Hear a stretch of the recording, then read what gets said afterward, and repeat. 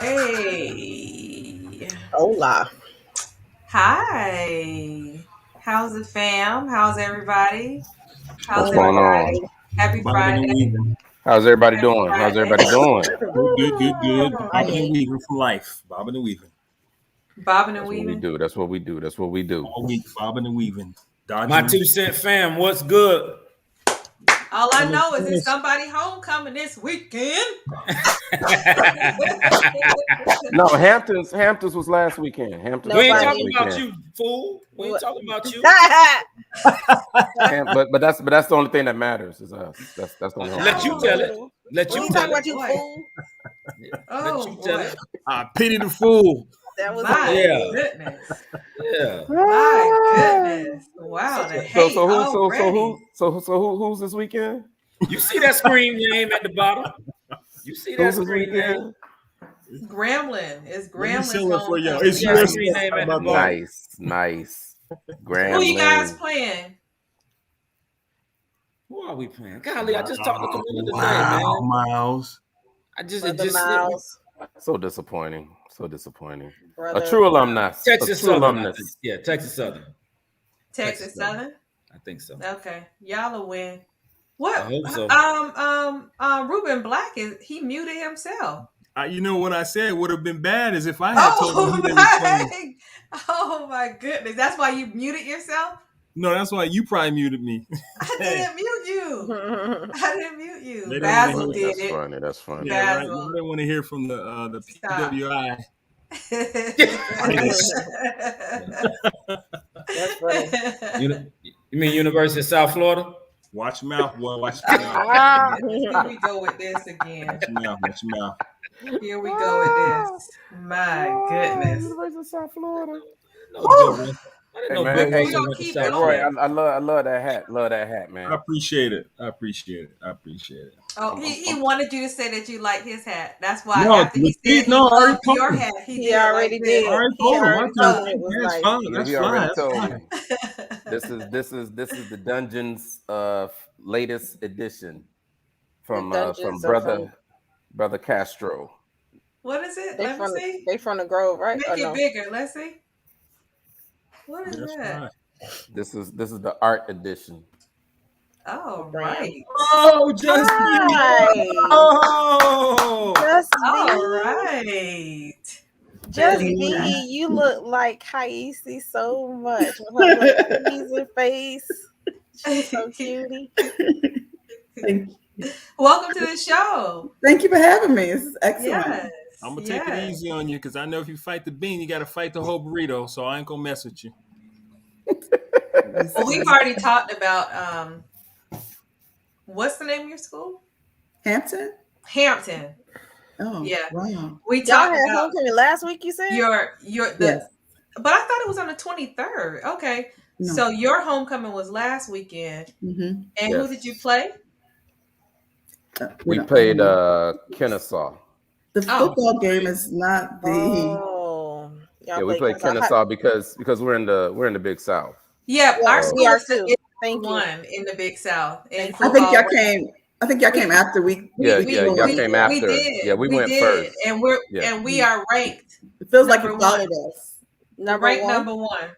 Ranked In the number Big one. South. No, we hold on. Let me. Ranked number one. And Go ahead and look up the Yeah. standings and then report back to the My Two Cents family when you in the Big Google South. it.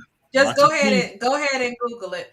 And football or finances. But Gremlin, congratulations on your homecoming this weekend. We're gonna be checking that out. You got to come back with us and let us know next weekend what really went down. See, Earl said straight facts. That's right, Earl. He is number one in the Big South. Yes. Earl, We crossed over to Earl, the y'all wasn't talking like that 2 weeks ago. We always talk like that. Now you know. Earl was not talking like that 2 weeks ago because y'all wasn't winning. Y'all had to play like Central. Who else y'all play? Y'all play somebody But that's else. not in the conference. Yeah, Central's not in the conference. But that's how y'all got y'all wins. Who's Grambling gonna play? Who's Grambling playing, Miles? Texas Southern. Mm-hmm. We should all go to Grambling homecoming set up post. Thing off the chain. Yeah, I was trying to find out what was Brother Miles doing, and he said he wasn't going. So Basil and I decided to send a production crew to their homecoming. We didn't have our own little tour guide to go with us, so Oh. no needing us venturing out like that. Just Oh send the production man. staff, and we'll just I, hang back. and I believe that this homecoming is going to be a special kind of ignorant too, because boy, Ooh, people not the been special kind of special kind of ignorant. ignorant So because boy, silly. people been locked in the house for a That's better right, part of Earl. Oh Yeah. yeah. From Oh close to yeah. 2 Oh yeah. years. They've been itching to get out Been trying to get and out. and involve themselves in some debauchery and ratchetness. That's It's what I'm getting talking ready to about. go Look. down. Where's your favorite word though? I was waiting for that to come out. What's that? Entanglement. Miles, let me Well, tell you how something. about I heard this? that word. I heard that word See? the other night, and they were talking about Will and Jada again, and they were saying if the shoe was on the other foot, we might have a whole different conversation. For the record, I'm looking at the Big South standings. A&T is number 2. No, Campbell we're is not. number 1. No, Campbell who's is number who's 1. number one? Campbell. No. No. Where's Hampton? Hey, Avis. Hampton is. No, let's not 6. do that. Don't do that. Look, Six. she's talking about six. But when we stand on our money, we always number 1, honey. I don't Hands know. down. Hands down. I don't know about that, y'all. I Hands don't know. down. Now check I don't know those about that numbers now. No. Listen, what Okay, were you Ms. saying? Martin. Oh, you know what's funny? What's our The first topic, kids- Ms. Martin? Go ahead. The kids in school are the same way that you're talking about, Grambling Finest.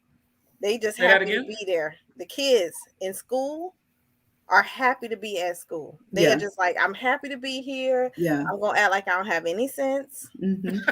I'm gonna do everything that I know I really should not be doing because I'm really just happy to be here. Absolutely. They like, I'm gonna skip and go in the bathroom during lunch and skip.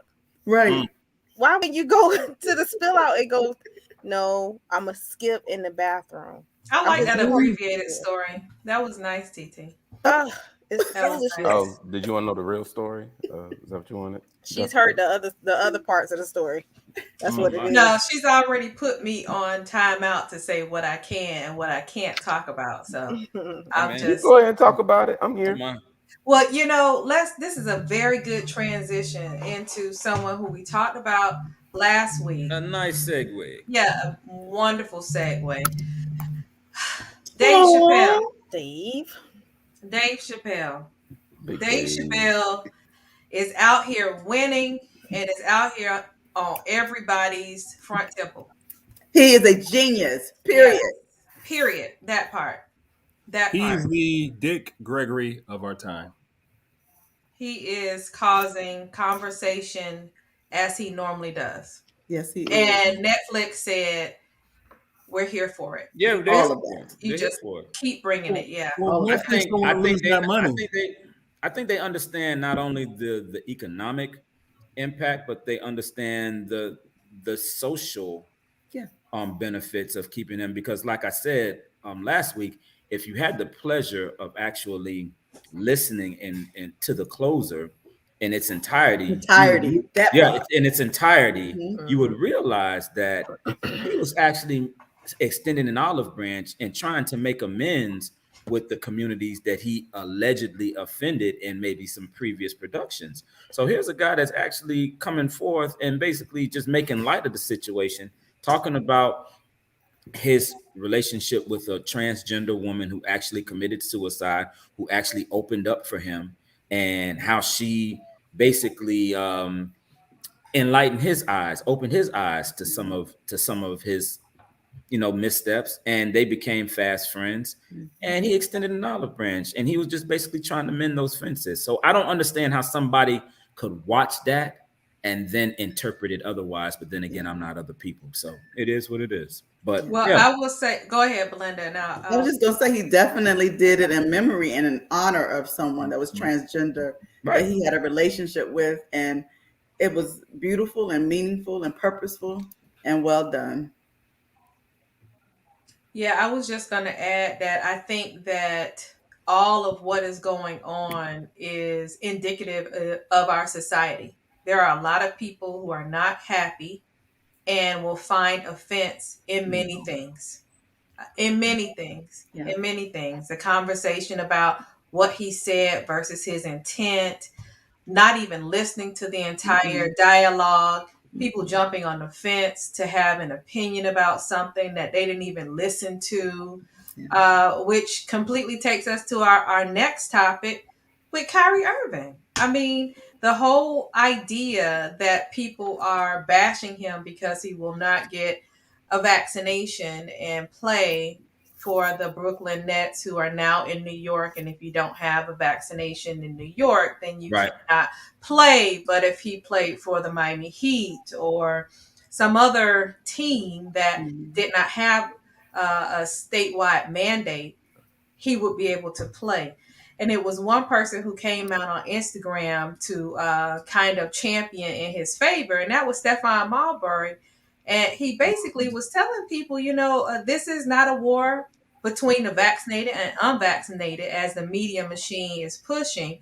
If he lived and played in another state where being vaccinated wasn't mandated, this wouldn't be a topic.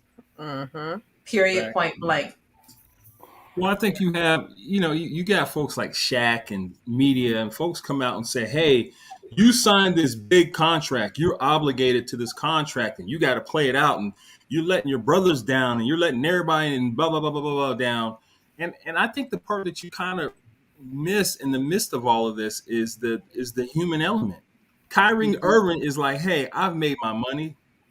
I have a bigger purpose and a cause. And what is put in my body means something to me. And so it's not even for him. I don't even think it's even about the money. He's got a championship.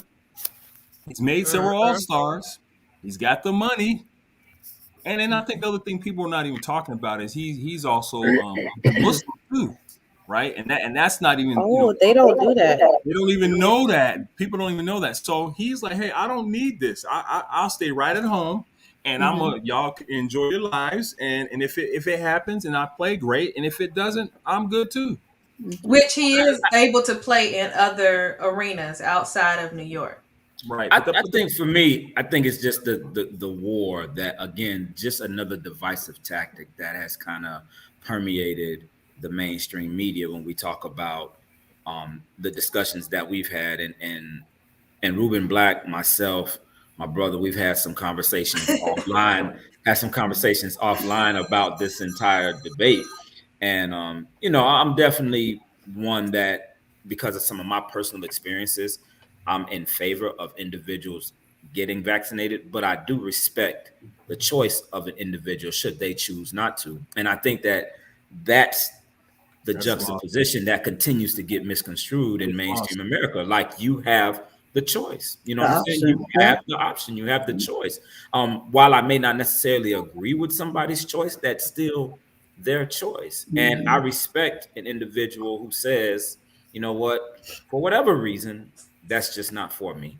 And then we move on, you know what I'm saying? And I don't understand why we can't just have an amicable conversation to disagree agreeably when it comes to a matter pertaining to their body or your body or your general health. If you choose to do it, God bless you. If you choose not to, I want God to bless you too. You know what I'm saying? Like, I don't understand why there has to be that division, that animosity. It sells.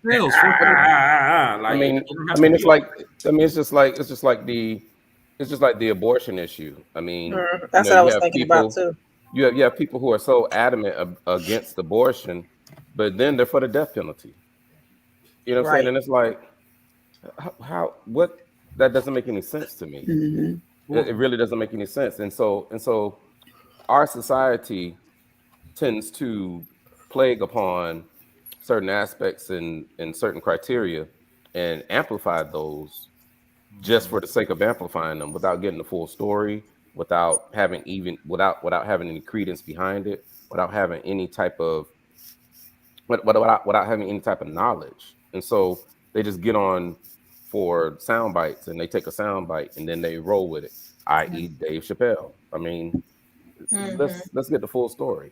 Well, that was another thing that Dave Chappelle put out there, and I'm not sure if he actually created the meme, but it was floating around social media where he said that I can love you and disagree with you. Yeah, Absolutely. Exactly. Absolutely. That's One exactly doesn't negate the other. Absolutely. Did you hear? Absolutely. Did you hear how the Cavalier Latif? It's a hotel in, I think it's in Richmond or Virginia Beach. I can't remember. It's in Virginia Beach. Pharrell was going to bring Dave Chappelle to the area because he wanted to do a benefit for his cousin that was killed in Virginia Beach. Right. And the Cavalier said no, Dave Chappelle cannot come. It wasn't just Dave Chappelle though, Belinda. It was also Pharrell. This is not Pharrell's first run-in with his home. Oh no, it's not. With having no. I mean, that's from that's a biblical thing. I mean, think about it. Jesus couldn't come home.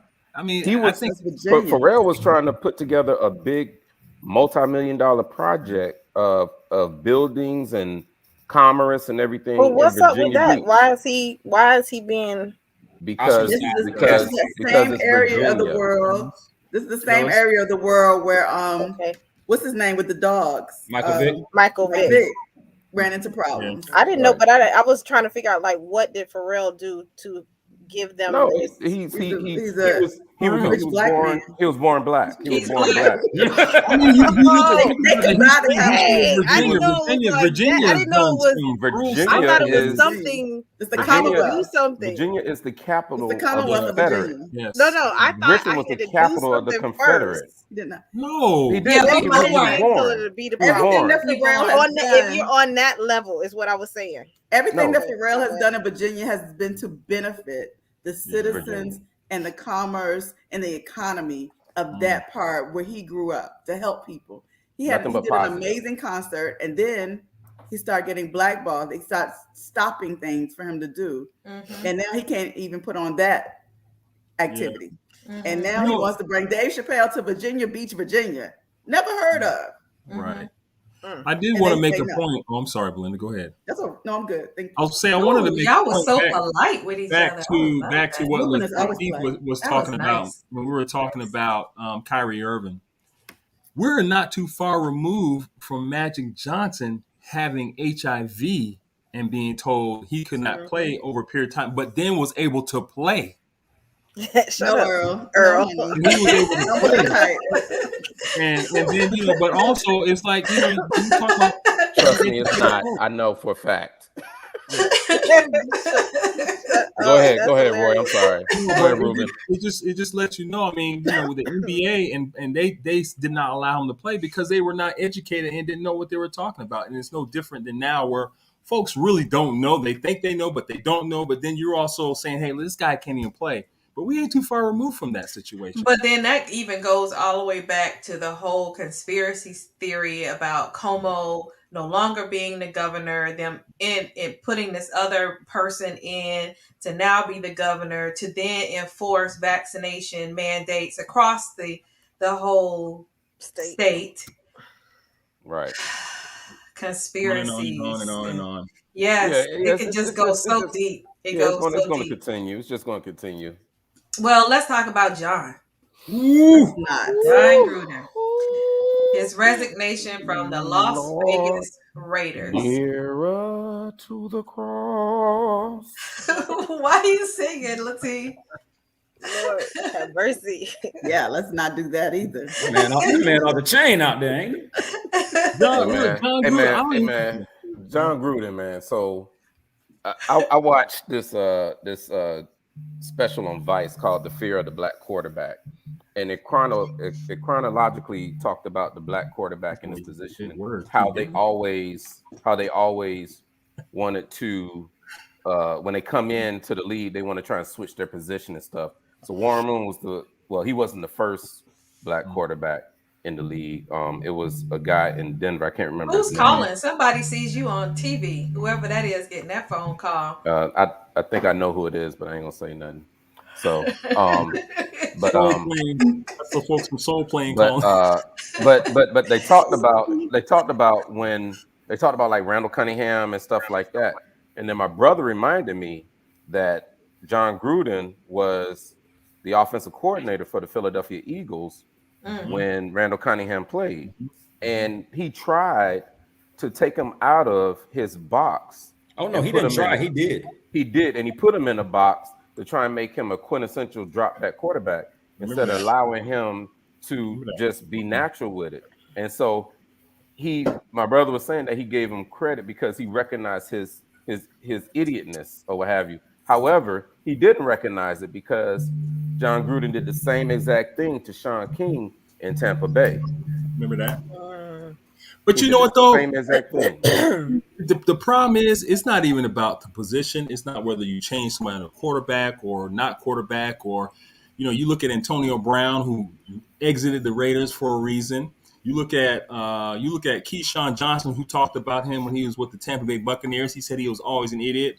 And the problem is with John Gruden. John Gruden, when you think about all the top categories, the hot topics right now, racist, homophobe, misogyny. You hit all the hot topics, but what it told me was not that I sit there and go, damn, Gruden is a racist or Gruden hates it. Gruden is systematically the problem. Exactly. And the problem is, here's not the problem. The question is, he's not the problem. Yeah. Here's the question. It's the culture. It's the culture, right? But the question is, are you going to open all those texts and emails up for everybody else? Exactly. Who said? Somebody said that. One of the players said that. And that was my thing. My thing was this. My thing was, I'm not concerned about him writing his messages. Who was accepting his messages and responding back? And if they do that, I guarantee you the whole league would be in trouble. The whole league, but it also lets you know why Colin Kaepernick was banned. Why certain players were banned. Why Michael Vick was not playing. We already knew. We just needed evidence. And here's the evidence. And I believe somebody at the top exposed him. Somebody did not like him and was like, oh, no. Because they keep the NFL and some of these leagues, they recycle the same coaches. I mean, that's been one of the. Here's why you recycle them. They dig up a dead coach same system and try and revive him. What? That's one of the biggest problems. But I just found it funny because when I look at John Gruden and when they highlighted some of the things he said, I looked at him and I was like, yeah, he definitely looked like a person that definitely say that. Like, how long did he get to work in the NFL saying these things? But it's a male bravado that the culture of the locker room, and Roy can speak to that because playing college basketball on a high level, a D1 level, like it's that culture, like what goes on in the locker room stays in the locker room. What's said amongst coaches stays amongst coaches, regardless of how offensive, regardless of how racist, regardless of how misogynistic, regardless of how stupid it may be. Is that a little brainwashing? I think so. I think it is. I think it is, Ms. Markins, but more so, like I said, I would lend more credence to the theoretical principle that it's a culture thing. It's a culture thing more so than it is. It's a culture thing. Your word so big, than it is. Oh yes, like a cultish thing. I think it's just more of a culture. That's exactly what it is. But here's what happens though. Even the players buy into it. Because I'm gonna tell you this. When he talked about DeMaurice Smith and said he had lips like Michelin tires, I fell out laughing. I thought it was the funniest thing because it's part of the culture. We all in the locker room will talk about each other, and the coach is no different. But I still feel like there was a line that you cannot cross. But that's the thing, though. And that's why I said I feel like it is brainwashing going on in order for you to be a part of that circle, that cult, and then think that is okay. You know what? The brainwashing takes place, Miss Markins. It takes place in the bank account. That's where the brainwashing takes place, because once you've made it there, you know how difficult it is to get to that level. You don't want to be castigated or ostracized being a person that has views contrary to popular opinion. Contrary. Well, I just didn't swallow it before. Right. Let's face it, Ms. Markins. Let's face it, for players and coaches, There are not many jobs in the NFL. In the NFL, there are 32 head coaching jobs. Yeah. So that's 32 out of the millions of positions that you can get. Each one makes 7 figures or better. And then you have a staff of 35 other plus people that are making high 6 figures. So when you get to that level and you put in the work starting at the graduate assistant level in college, you don't being nice now. put in 25, 30 plus I years. understand that. No, and I think I'm not justifying that's it. when I'm not you get justifying people like, and this is a different industry because the same thing goes on in the workplace. Oh, you get the young lady insane. who was the whistleblower for Facebook. You get the other lady who's still been vilified across the country, Linda Tripp, for what she did to Monica Lewinsky and Bill Clinton, even though she has nothing to do with the affair that they had.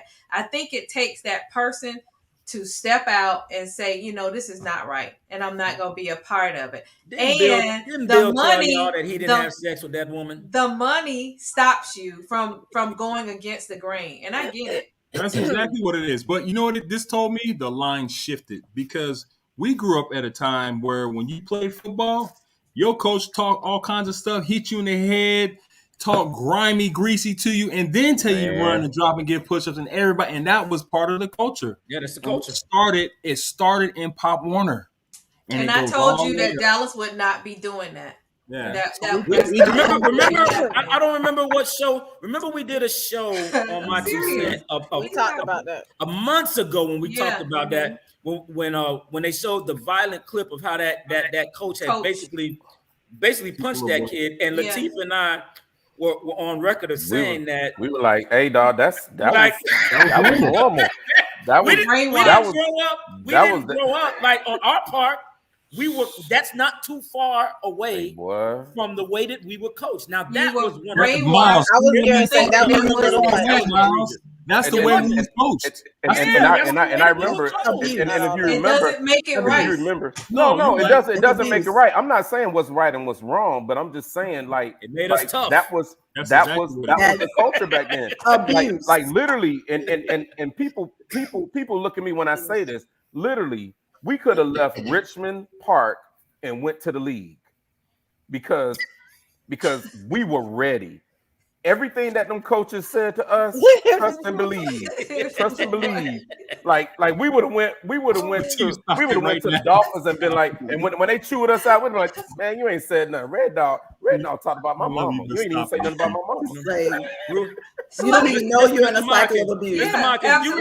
You remember us having a conversation, Roy? Absolutely. We had a conversation, and you told me with your own mouth that your father, after a football game, made you walk home, and then when you got home, your mother asked him, "Why did you leave my child at the park?" And your father said, "Because your son was playing like a girl." Real? No, that's real. That's the kind of culture we grew up in. Guess what though? That's abuse. No, but listen to this. Guess what? The next week, I balled. You balled out.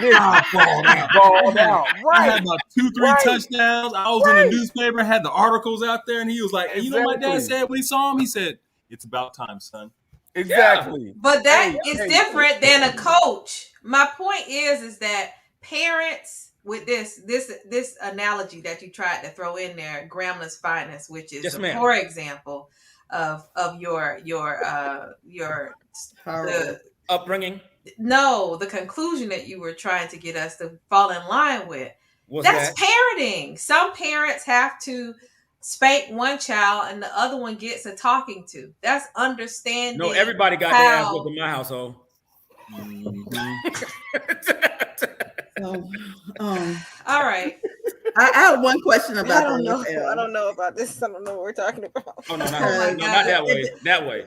This is my question. If the NFL is a business, this way, and y'all all say it's a business and they make big money, what happened to the DEI program in the NFL? No. Where's that? Diversity, equity, inclusion. It's been a farce. It's a farce. It's been a farce. Just like the Rooney Rule. Come on now. It's been a farce. That's always that's been a fallacy. It's been a fallacy. Look. The NFL the owners run their organizations the same way it's always been in the past, and they do it just like a slave master and slaves. And that's but why do we continue to be a part of that then? Why are we watching it? Why are we playing in it? Why are we allowing ourselves to be a part of that system if that's the case? Because I got plenty of money. Okay. I'm talking about you too. You watch it. I'm talking about you too. Of course. I mean, she said you ain't getting no money off this. No.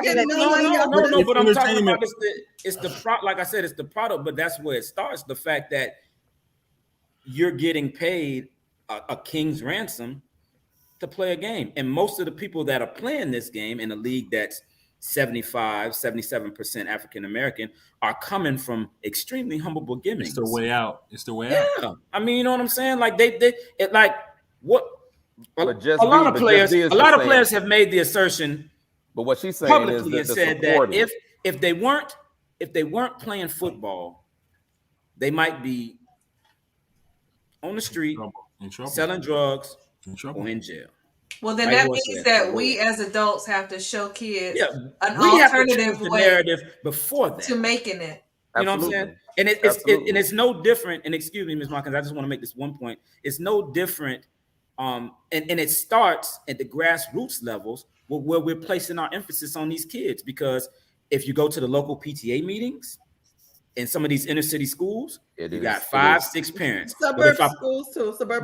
But if I go to Goulds Park or Richmond Park or Gwen Cherry Park on a Saturday, it's swole. It's swole. Because where are we placing our emphasis as a community? Oh, my child got to sign that NFL contract. No, man, your child could be a doctor, be a neurophysicist, be a lawyer. The problem is systematic. Absolutely. It's always been a problem. I mean, you think about it historically. What have black folks done for white folk? We entertain. So they pay us a gang of money to either sing, play sports. It's always been like that, and they're willing to pay you that money, or act, or make them laugh. Right. And that's the reason why. So the vilification of us is paramount versus the celebratory aspects of our community. And so what I mean by that is that they are more willing to vilify us unless we fit in one of those three categories. And if we do not fit in those three categories, you are considered an elitist, or they vilify you in some sort or what have you, and you're not part of that. And then once you do become that one of those three categories, that's all you do. Like, you are not humanized. You're not humanized. A policing system for that as well. That's a policing system involved in that as well. There's so many layers to it. Yeah, absolutely. Extremely. And having the topic about the police takes us to our next story. Oh man. Yes, 29-year-old Jacob Blake. You remember his case that began August the 23rd of last year. The feds say they won't seek charges against the cops who shot him in the car with the children in the back seat. Over it. I'm just over it. Sick of it. I don't think I'm even gonna comment, Miss Markins, because I mean, it just the more things change. I mean, we've been dealing with this since. I mean, for us down here in Miami, we've been dealing with this ever since 1980. The Arthur McDuffie, right? You know, and it's sad because not one of those cops were held accountable, and not only did they kill him and murder him, but they tried to cover it up. So even if you weren't going to convict them on the murder charge, you could at least have gotten them on the conspiracy of covering up or obstruction of justice or what have you. But all of them walked. And it's always been that way. And I'm talking 1980. So they're not going to seek justice. Is he and his family going to at least be compensated for the acts of those officers, like Breonna Taylor and like George Floyd? I'm almost certain that already happened. Okay. Yeah. But again, that goes back to the previous conversation that we had, where they look at us and they're like, all right, look, shoot them a couple million and they'll shut up. Yeah. Oh, wait a minute. It says here that in June, without comment or deliberation, the Kenosha City Council has denied a claim for damages from Jacob Blake. They denied the claim. So he's not getting no money. No, they probably have to go back and sue them. It probably was a request for them to do the right thing, but now they probably have to lawyer up and really. And honestly, that was oh, wait a minute. Is this the same one? It says the family later received a 1.75 million. No, that's another case.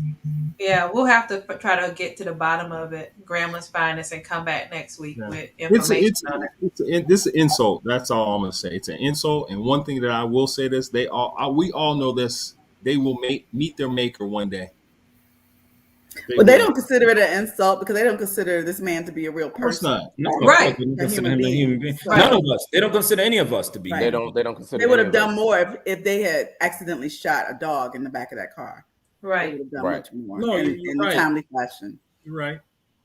I'm talking about it's an insult to us. That's what I'm saying. I'm not. Yeah, to them, they don't know. It's not a big deal. I mean, we're not too far removed from Jim Crow. No, not at all. We're not too far removed from them thinking that we were animals. But I just want to know how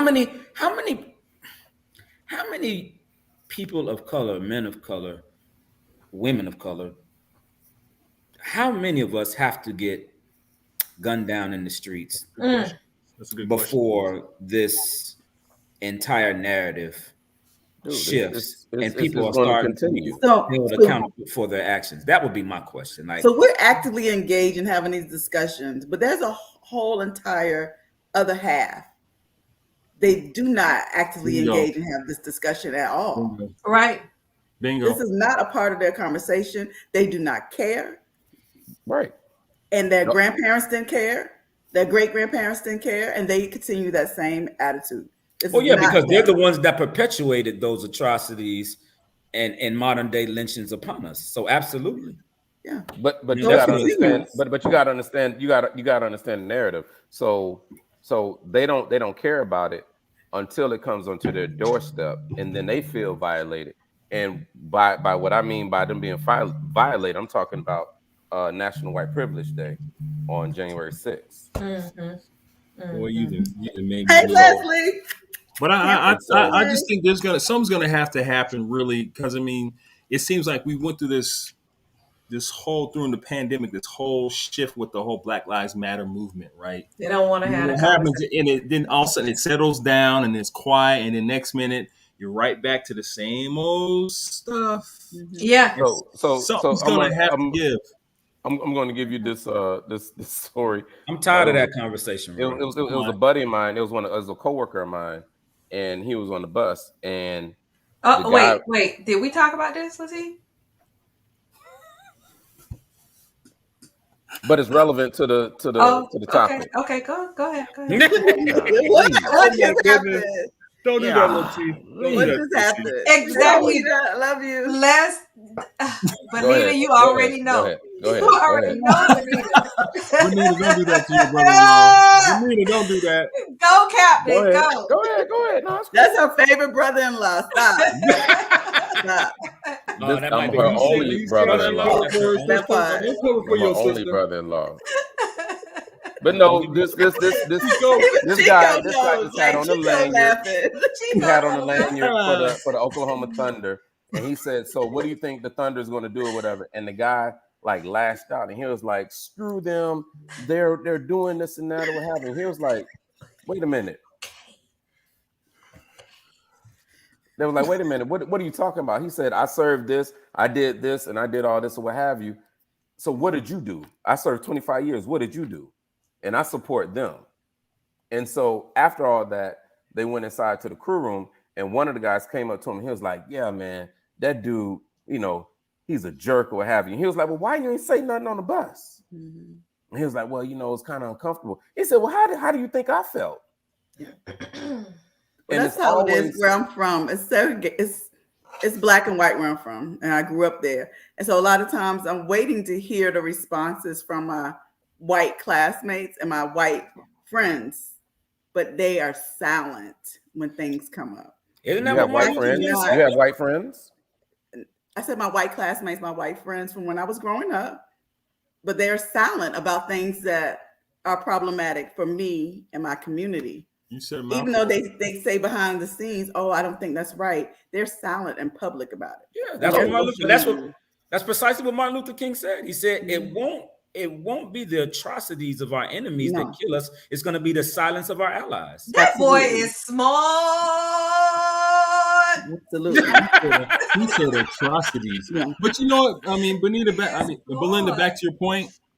I remember when George Floyd was, that whole incident happened. I had one classmate who said something about it that was white, and it was just like I was grateful that he had said something, but the reality is that I grew up in a melting pot around black, white, green, yellow. Even nobody Asian said anything. None of the church said anything. None of the white pastors I know said anything. None of the LGBT whatever. None of them said anything.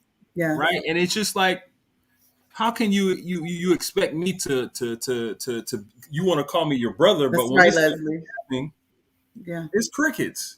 And I'm gonna say this to you too: the black folks sit around with their phones watching. Right. Well, sometimes I think we are in shock and in trauma ourselves, so we're quiet. I agree. But more importantly for me, like I said, Roy, I'm exasperated with that conversation, man. Yeah. I just am. I'm tired of having it. I'm tired of talking about it because I haven't reached a level in my life where I'm emotionally mature enough to have it and not get absolutely incensed. You know what I'm saying? So like I can't then I can't eloquently articulate myself as to really what my feelings are towards the situation. A-B-C-D-E-F-G.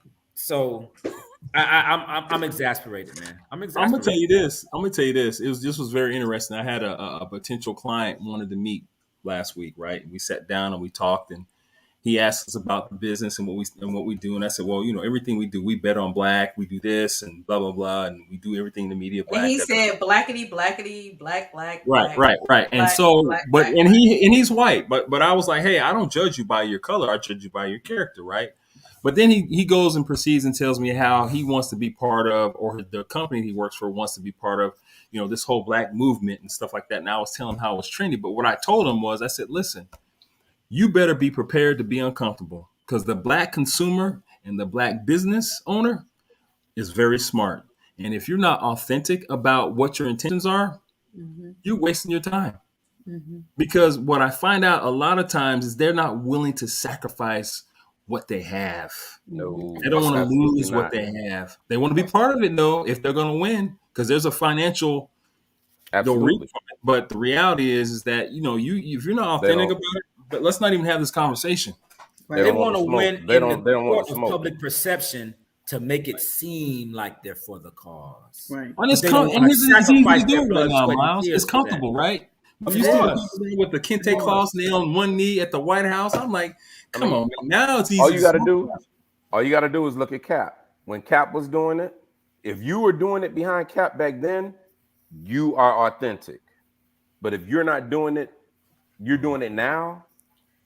I don't understand you. Cap's own league wasn't behind him. If you go through the process to unlearn and then learn, because you have to unlearn. Yeah.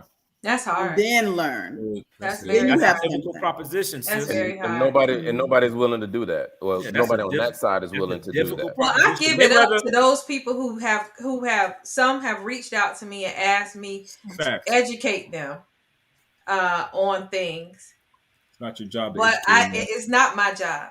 It is not my job to teach a rapist why you should not rape someone. That's not what I'm supposed to do. That's not my calling. Your calling is to go and educate yourself, but I won't be the source of the education that you seek. There are platforms out there. Ms. Markins. Maybe we should. If that's what Miles. you would like to do, Miles, Miles, because come on. everybody is called to different For something things. different. I was just saying me. I'm just talking about me. That's not my job to help you understand what is culturally appropriate for a white person to say to a black person. That's not how God made me. But that doesn't mean that that's not how He made you. And And it's that's interesting. okay. Just knowing the dichotomy. And this is, and here's the thing. Here's the thing. Here's the thing. The funny part is, Well, Barbara Carter found out the that hard way. Found out the hard way. According to our the funny show part last is, the funny part is that some of them will sincerely say, "So help me understand. Like, is it really that bad as the way the media perceives it?" And I tell them, I'd be like, "Actually, it's worse because you don't see everything that happens." Good. So then somebody will say, so why do you think it's going like this? And I would tell them, they're like, well, I think, and I'd be like, so that's what you really wanted to do. You really wanted to tell me exactly what it was. One dude came to me and he said, I really think that the problem is that the nuclear family was broken down. And I said, so do me a favor. Do you have Netflix? He said, yeah. I said, go and watch the 13th Amendment and then come back and talk to me. Mm-hmm. Yeah, and here's the thing: it's not all right. No, it's definitely not all. No, it is. You have to use your discernment on just who to, because it's still, to me, all this stuff. It's one thing for somebody to say, "Hey, Mr. and Mrs. Modkinson, can you talk?" Because I got that call too. Can you talk to help me tell my daughter what to do? My daughter is just just overwhelmed with all this stuff, and I'm like, I can do all the teaching in the world, but if your heart and your intention are not in the right place, it doesn't matter. But it also is, you have patience for that. Right. I don't have any patience. Don't call me with that. But when y'all say, I don't want to do that. I don't want to do that. They call you for validation. Say it's not all, when y'all say it's not all, I beg to differ. I'm getting ready to mute him. That's what I'm going to do. Don't worry about it, Basil. I got it. I'm getting ready to mute Captain on this one. And as a matter of fact, we're gonna change the topic because did you see Leslie's comment? Leslie is a therapist. I didn't see her whole comment. She talked about how we're holding it in and it's stressful to us. Right. Oh, us as African Americans? Both sides. Both sides. Yeah. I thought about, I think when everything like COVID hit and then the George Floyd thing hit and it was like a lot. I think we talked about it before, like going on social media, like opening up social media and seeing the same thing happen every day. It was like a lot on you, a little too much coming from the counselor side or therapist side. And it's hard. Like when I went to the diversity and inclusion at Harvard, there was a young lady. Oh, okay. That wasn't a big word, but that's the word. We're gonna talk to TT because we love TT. She was talking about part of what Belinda was saying. Part of it is you have to own it. Yeah. You got to tell your story and absorb it. Yeah. White and black. Absolutely. And absorb it. So you have to talk about it so that you can let it go, so you can unlearn and learn it again, learn the correct way, and check yourself. Check your and be open to it. Be open to it. Right. Yeah. You have to be open to checking yourself. Mm-hmm. Check your microaggressions, both sides. Mm-hmm. Both sides. You know what I mean? Where does the empathy component?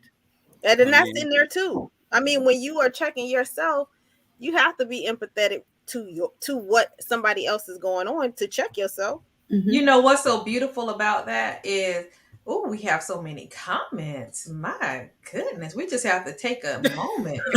That's right, Chico. Chico said, "Damn, I need to go refill my glass." I also took a class at a PWI. I just wanted you to know that, a DEI class at a PWI. Mm-hmm. Yeah. Oh, okay. University of South Florida. Okay. Yeah. Not Harvard, but yeah. Don't sleep on them schools now. That's right. I loved it. Right. Control the narrative. Tell the entire story. Right. The truth.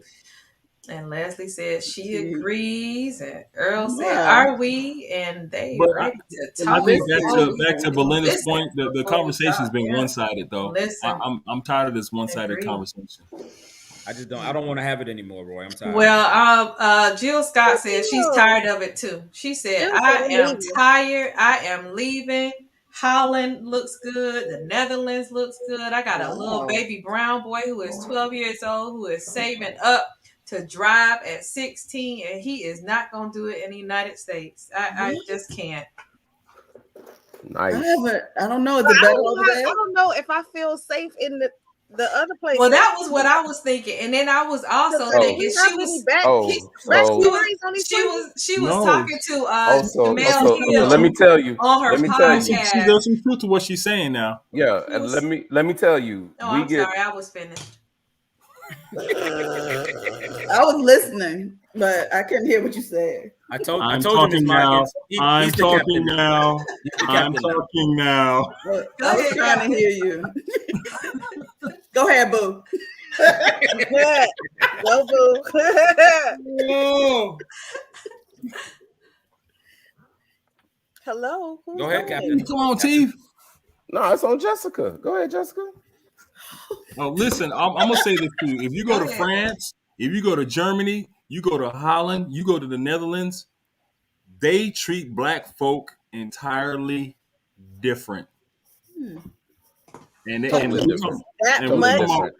talking about respect. I'm gonna tell you this: it was hard for me to come from the States and come back. It was hard for me to come from those other places and come back to the States and understand American culture. They treated I me. remember Benita saying that. My sister said that when she was over in Spain and Dubai. Yeah. I mean, I've told you several times whenever I go to France, every time I go to France, when I go to like all those places, when I travel, I never get a double take. When I travel, I always go in. I'm the captain. Everybody always treat you with respect. To the US. Wow. They always respect you. They always show homage to you. And there's never any animosity or anything like that.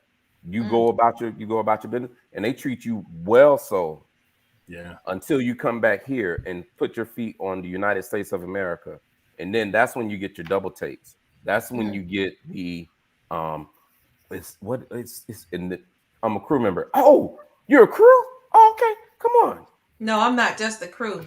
I'm the captain. I'm the captain. I'm the captain. I mean, remember, Ms. Markins, there is a whole community of African American soldiers who fought in World War II and the Vietnam War who never came back. Never came back. Yeah. There's a whole community of African American soldiers that said, you know what? Yeah, we good over here. I have friends where we are. I got friends that went to even Australia and played ball, and like, I'm not. They said, matter of fact, I don't even want to come back to the States and deal with none of that mess y'all got over there. Yeah, the blue passport. Yeah. I mean, it's true. It's true. We have handlers that take care of us when we go to like Germany and stuff like that. And one dude, he came on the plane, a African American dude, and I was like, "You from here?" He said, "No, I'm from Baltimore." I said, "You from Baltimore?" I said, "Why you here?" He was like, "Man, I came over here." He said, "Man, and I loved it." He said, "The people treated me great. I mean, I could go wherever. I don't get a double take. Nobody discriminates against me or anything like that." He said, "I get treated like a king over here." Well, Jill Scott also said that the health care is right as well. Yeah, it is. Mm-hmm. Yeah, that's true. Exactly. Where is he? He went to China. He went to China. Yeah. They built a statue. They built the statue. Listen, and he won championships over there. Yeah, won championships over there. Listen, he reinvented his whole career. He did, Roy. Right. Chinese, the whole nine. They did a movie, a documentary after him. He's like, Stephon Marbury is like Michael Jordan over there. Captain. Wait, Leslie's about to make me drunk. Yeah, because I can't read all that.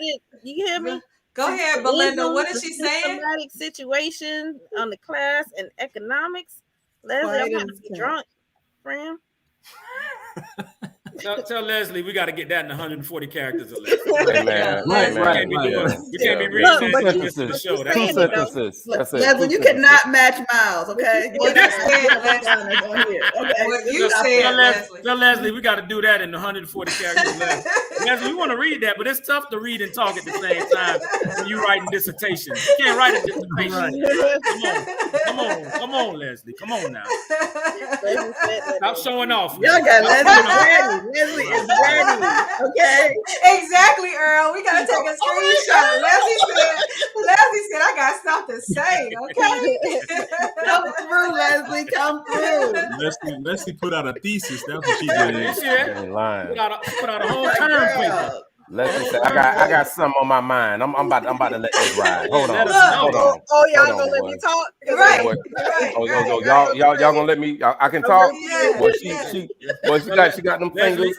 Leslie, you can have my spot next Friday. I'm gonna put this thing. You can have my spot next Friday, Leslie. That reminded me of that. Was that Adam Sandler? You remember that time Adam Sandler was in the movie and he went up to the lady. He was like, "Yeah, I want to try to get a ticket on this flight," and the lady was like this. I remember that. and then she would stop, and then Adam was thinking she was gonna say something to him, and then she did like this. One more time.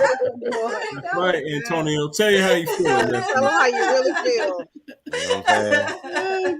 Let's just say I got something to say. I got something to say. Yes, I got that's something what to we say. do. A safe space to share thoughts, Leslie. Yeah. Come on back with us next Friday. Thank you, Leslie. Brother Latif? Oh, go ahead, Captain. You say what I do? I said, were you saying I have something to say?